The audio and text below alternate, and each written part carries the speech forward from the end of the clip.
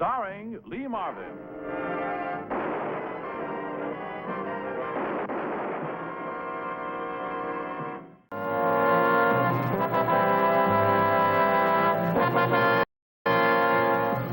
This story began in a state prison not far from Chicago, where Larry Barker, a former big-time racketeer, was doing a 10-year stretch for manslaughter. Get a move on, Sam. You're like an old woman today. Yeah, take it easy, Larry. I'll get to you. What's the weather going to do tomorrow, huh? Cold, maybe rain. Huh? Prison board will be here at 10 o'clock to hear your beef. Wife will be here. Nice going, Sam. Want the other one? No. Give it to Eddie Wales. That's a new gun, huh? She didn't wipe all the grease off. If you get word out tonight, tell my wife I've got to see the prison board. Any one of them. That's all I need.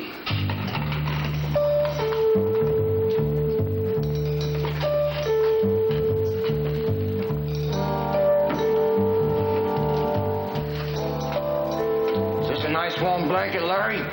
Yeah. Real warm.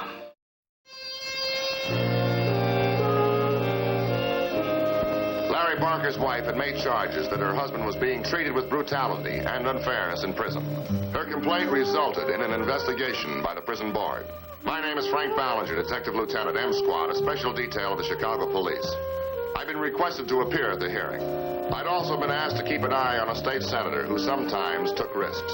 An ex-Marine, he'd made a reputation as a crime buster and had sent several violent men to this prison. Today, he was making an inspection tour of his facilities. I needed the warden's cooperation. What can I do, Lieutenant? He works for the prison board. He's got a right to inspect the prison. Well, just keep him away from the prisoners and out of the yard. Well, he's pretty tough, but some of the enemies he's made here are tough and dangerous, too. And they've got nothing to lose. I'll do what I can. Well, I don't want any trouble. Not on top of the headache Mrs. Barker's given me. Oh, don't worry about her. She yelled police brutality when we arrested her husband. But her charges fell apart. While we're waiting for Captain Gray, I'd like to talk to the senator. Well, some of the board members have been delayed. The hearing's been postponed till 11 o'clock. This is the senator's first visit. He's making a tour. You want to talk to Mrs. Barker? No, thanks. I'd rather talk to the senator. I think I know where we can find him. Good. Oh, you again. I suppose you've come to make your frame stick? Mrs. Barker, your husband wasn't framed. He was convicted on evidence by a jury. Framed evidence. Marlene, why don't you change your tune?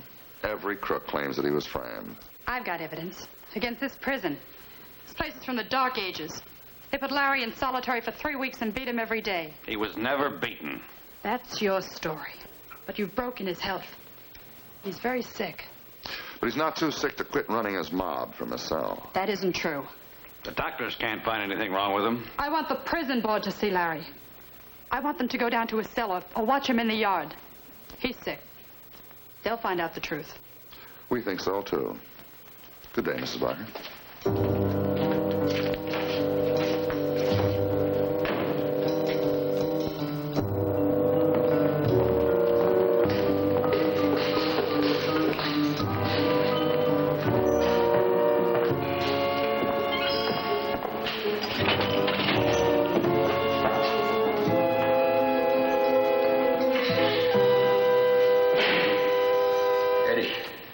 Ballinger. What's he doing here? Ballinger. This is gonna be fun. Real fun. He's the guy that put me in here. Nobody said he was coming today. Why is he here? Just so long as he's here when I'm going out. He's mine, Larry. All mine. Shut up, Wales. Just stick to what we agreed on.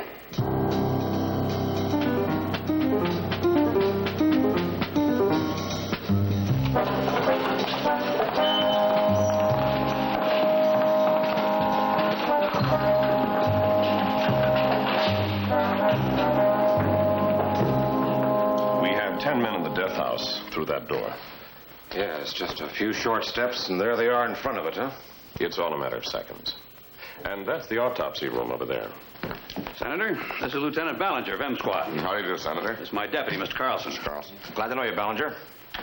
How does this prison stack up against Stateville and Joliet? They're three of the best. Well, I'd say so, but Mrs. Barker doesn't agree with us. Well, maybe we'll have a little surprise for her. Captain Gray's bringing a suspect over. Maybe we can prove a line of communications between her and Barker. How he gets his information on the outside so he can still run his own mouth from in here. Well, that'd mean there's a contact inside the prison. A prisoner or a guard. Maybe, but we'll find out. Well, one other thing, Senator. I hope you're not planning to go out in the yard when the men are out there today. Why not? I'm not afraid of them. Why don't you explain it to him, Warden? Convicts submit to authority, Senator. But a few of them, if they dared, would kill every guard or a visitor like yourself. In other words, why tempt violent men? Well, that doesn't speak too well for your security, Warden. Well, every prison has that danger. The 70 guards on duty right now dominate a population of 1,500 convicts. Only the riflemen on the walls are armed. Our control inside is largely psychological. So you dominate them or you can die suddenly. Well, thanks. I see your point. I won't go outside. Just a moment. Lieutenant, Captain Gray has arrived over in the warden's office. Oh, fine. Will you tell him I'll be right over? I'll see you at 11, Lieutenant. He's coming right over. Well, here he is, Frank. His name's Henry Filson. He once did 10 years for armed robbery, and he used to work for Barker. Hiya, Filson. You know, we've been watching you. But a truck driver isn't exactly Marlene's type. Yet you made a number of visits to her apartment, trying to make sure you weren't being tailed. Well, she's a friend of mine. I visit a friend. What law does that bend? So how come you bought a ticket to Mexico City yesterday? You know, his bags are packed, too, Frank. He was leaving at noon. At noon? Yeah. That's why I booked him. You drive for a linen company, don't you, Filson? You deliver sheets and linens to state hospitals and prisons? As a matter of fact, you made a delivery here yesterday. What are you guys trying to shake me up about? Did you get information in and out of the prison for Barker? You know, that might explain the $5,000 we found in his suitcase. 5,000? Yeah. Oh, come on, Filson. Who you working through? A guard or a prisoner? Though I save my money, I'm crooked? You guys are really trying to build a case, aren't you?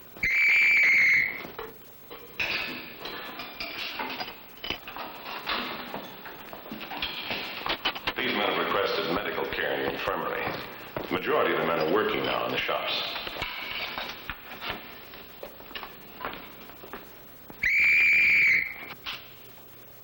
Now! Don't move! Don't be a fool, Barker. That's where you're wrong. This'll take me anywhere I want to go. Get back into your cells, both of you. Get the key to Block B.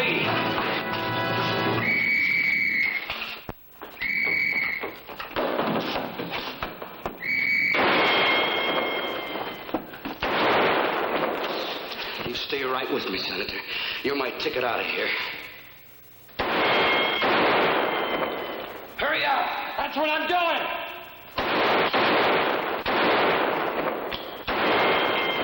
How about those keys? I can't get them, Larry. Well, we'll see who's running this show. Take cover.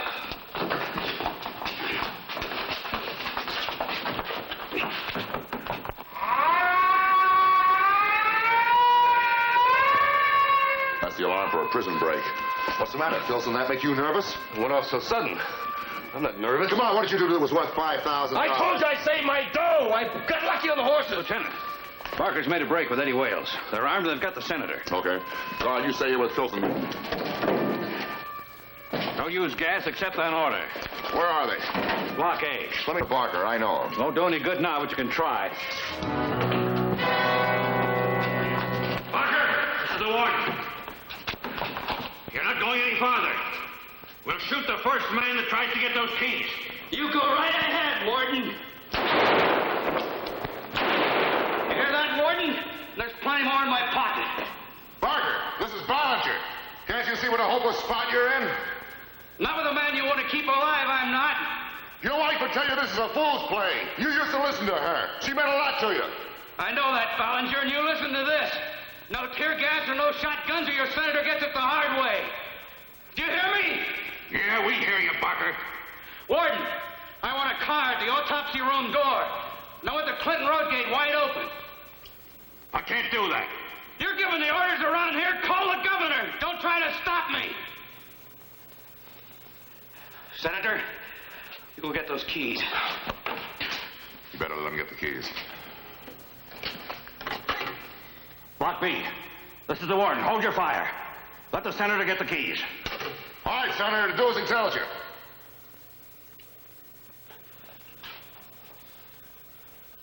Go on! Stop him! Let's see you stop him!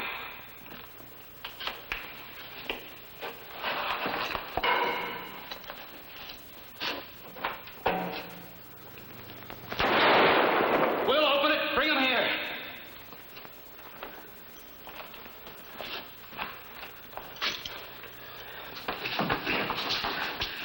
Warden, listen to me. We're going up to Block B. No tear gas, no shotguns, or your crime buster won't live. Hold your fire on Block B. Go ahead, Barker.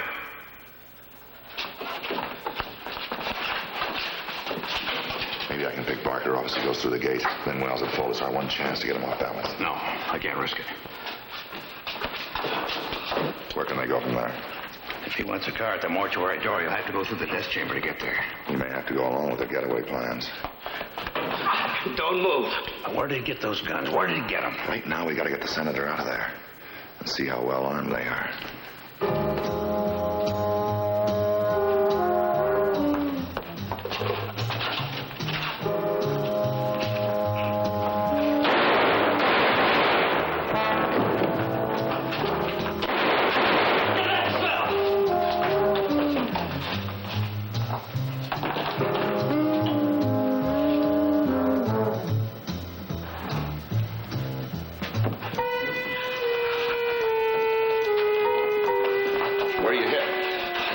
Chest. I went down.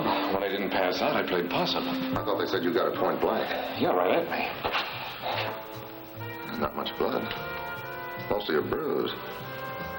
I don't get it. Can you make it to the infirmary, all right? I guess so.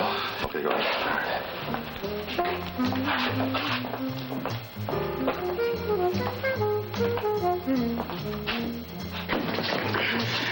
Go open that door.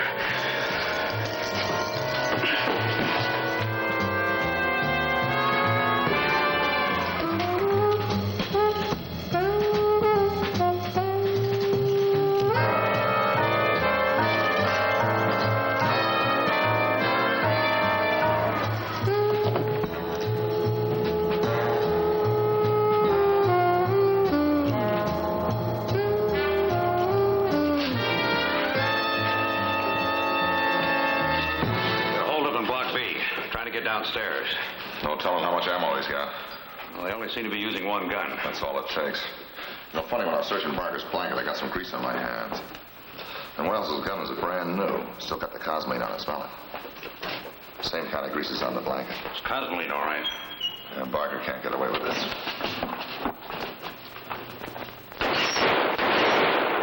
Stay back, Ballinger! I can get him before you can get me! Lay off, Ballinger. Get over here. That doesn't help the senator. I'm speaking to you now from the warden's office. We can't bring our TV camera up here. Barker is still holed up with his hostage. Unless Barker can be stopped, the warden must meet his demands. That is, give him a car and let him through the gate. The warden refuses to risk the senator's life. Roadblocks have been set up to a depth of 5 miles around this prison, and over 100 Chicago police officers are helping Cook County Sheriff's deputies. Lieutenant Ballinger of M Squad is here questioning prison personnel regarding new blankets which were delivered yesterday. How many guns does he have and how much ammunition? I saw no guns. You're on the linen detail. You gave out the blankets this morning. There was fresh cosmoline from new guns on Wells's blanket and Barker's blanket. I saw no guns. Look, Sam, you're going to be out of here next month. This way you may die in the electric chair. Wells clubbed a guard and he died. Sam, you got a chance to turn state's evidence. What about your wife? She used to come visit you. Leave her out of this. You got to think of her if you go to the chair. Stop talking about her. I'm an old man. I spent a lot of years in prison. I made enough grief for her. How much was Barker paying you? Filson was on his way to Mexico today with $5 grand. It's his business. All right, guard, take him back to his cell.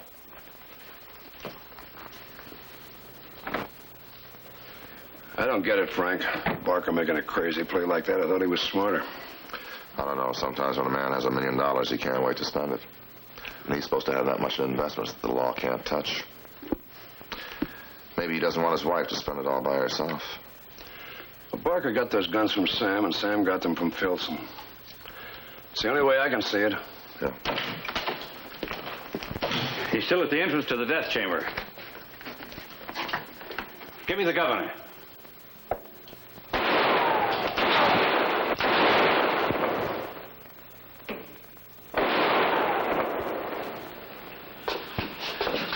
Go try these keys again. No, they don't unlock them. You're lying. I tried them all. You want me to kill you?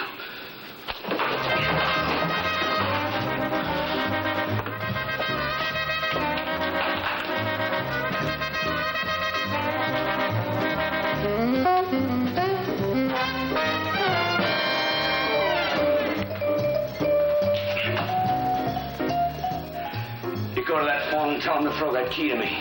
Go phone him yourself. I mean it, mister. I get out of here, you don't.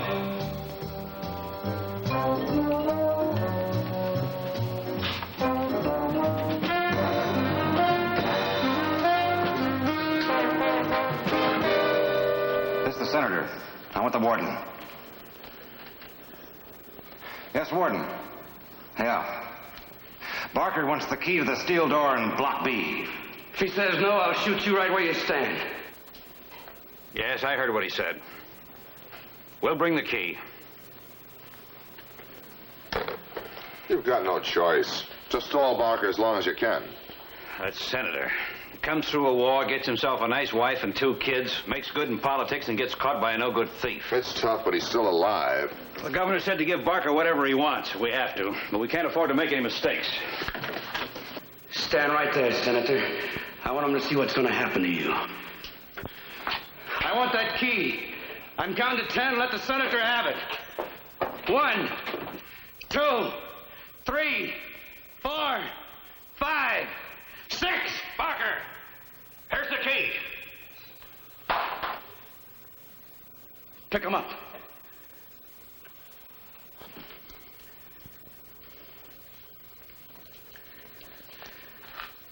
Unlock that door.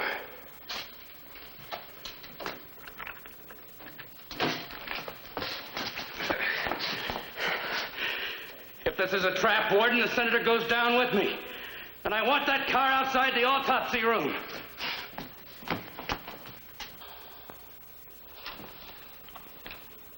Hey. The slug I just found on the floor. It's got to be from Barker or Wells's gun. The same caliber. But it wasn't mashed out of shape when it hit the stone wall or the steel bars. Well, it could have been a dud, Frank, a freak shot. I don't know. The odds on that are about 1,000,000 to 1. Yeah. Let's have Sam in here, along with Filson.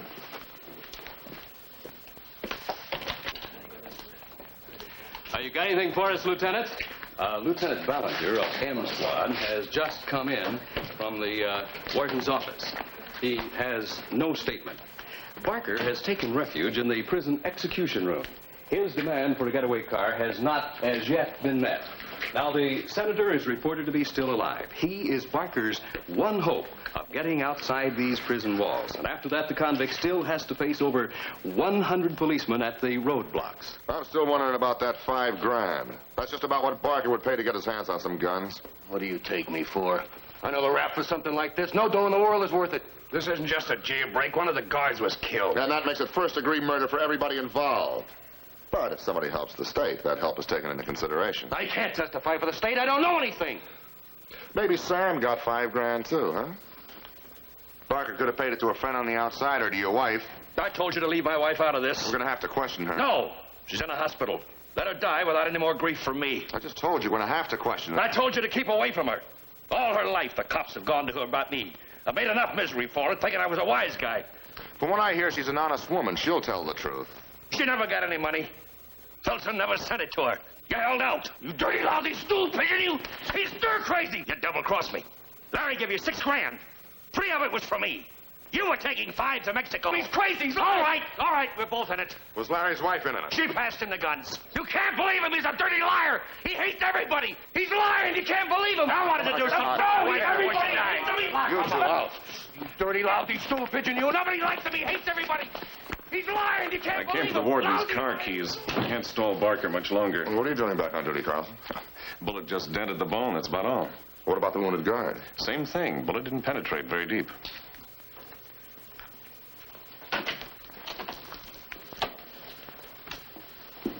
What's bothering you, Frank? I don't know. Both the guard and Carlson was shot at close range. Yet the bullet didn't even break a bone. Hey, I think we got something. It's no car. It can't take all that time. Mister, the way they're playing, you haven't got much time.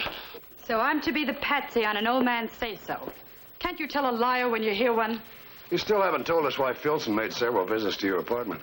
He came for a handout, a 5 or a 10. Larry used to like him. $6,000 worth of $10 handouts, of which he still has $5,000 left.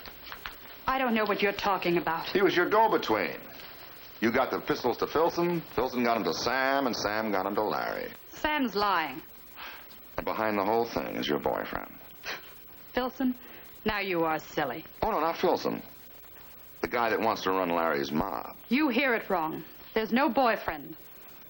Look, I'm not two-timing Larry, and you're not going to make it out that way. All right, we'll ask Larry. We're going to take him alive. Then you can deny it to his face. He won't believe you. But you're not sure. If anybody was to send guns to Larry, it'd be you. He trusted you. Now, if I find there's only a small amount of powder in this cartridge, I'm going to say that you were setting Larry up for a kill, not for a jailbreak. Now you are reaching. Why, of all the ridiculous...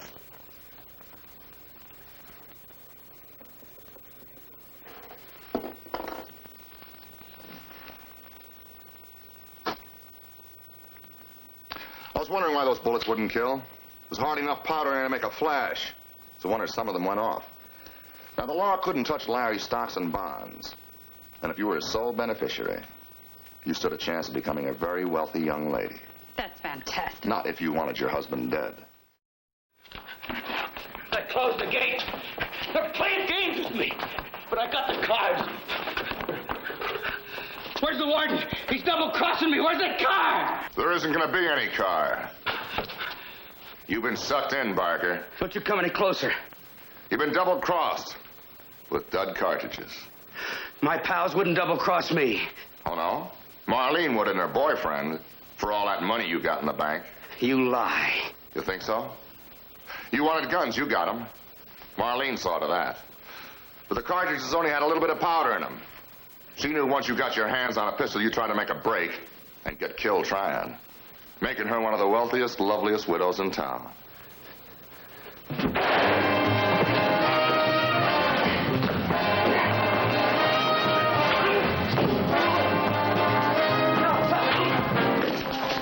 Are you hurt, Frank? No, I'm okay, but you better get the senator up to the doctor. He's got a pretty nasty gash on his head. Yeah, give me a hand here. The truck driver and the trustee turned state's evidence. Their testimony sent Marlene and her boyfriend away for life. Barker was executed for the death of the guard who'd been slugged during the crush-out.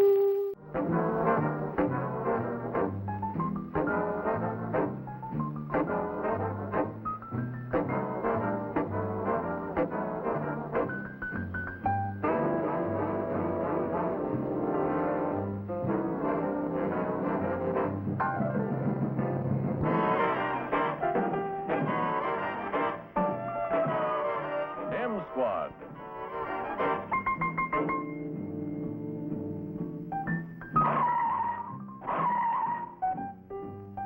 Starring Lee Marvin.